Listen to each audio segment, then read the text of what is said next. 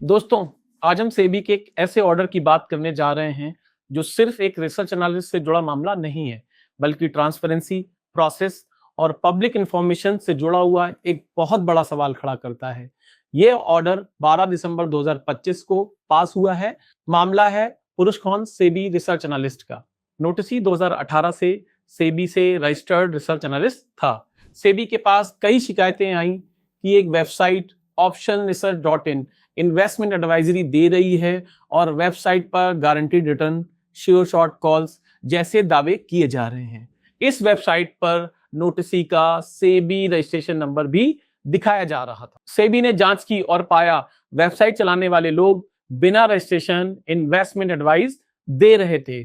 सेबी ने उनके खिलाफ रिफंड का ऑर्डर दिया, पेनाल्टी लगाई और मार्केट एक्सेस से बैन भी किया। जांच के बाद सेबी ने ऑप्शन रिसर्च कंसल्टेंसी और उसके पार्टनर्स के खिलाफ कार्रवाई शुरू की। सेबी ने पाया ये लोग बिना सेबी रजिस्ट्रेशन इन्वेस्टमेंट एडवाइजर के तौर पर काम कर रहे थे और वेबसाइट पर सेबी रजिस्ट्रेशन डिटेल का गलत और धोखाधड़ी वाला इस्तेमाल कर रहे थे।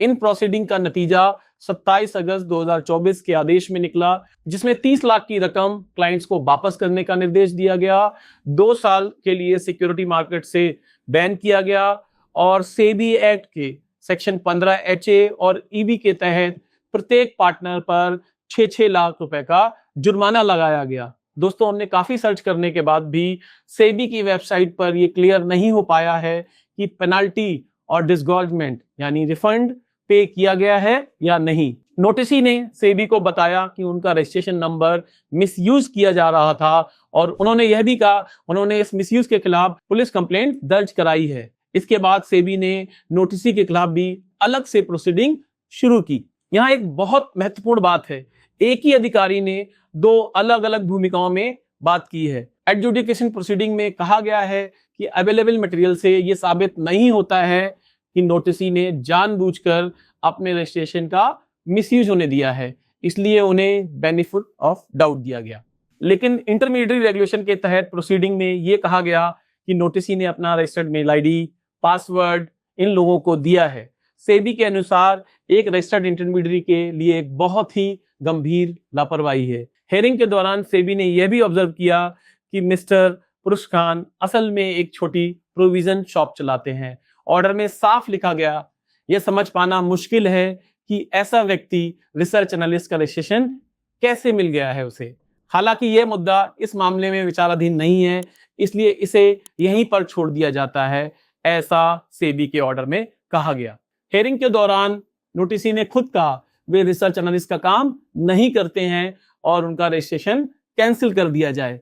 सेबी ने उनका रिसर्च एनालिस्ट रजिस्ट्रेशन कैंसिल कर दिया। दोस्तों, अब यहाँ एक बहुत बड़ा सवाल उठता है।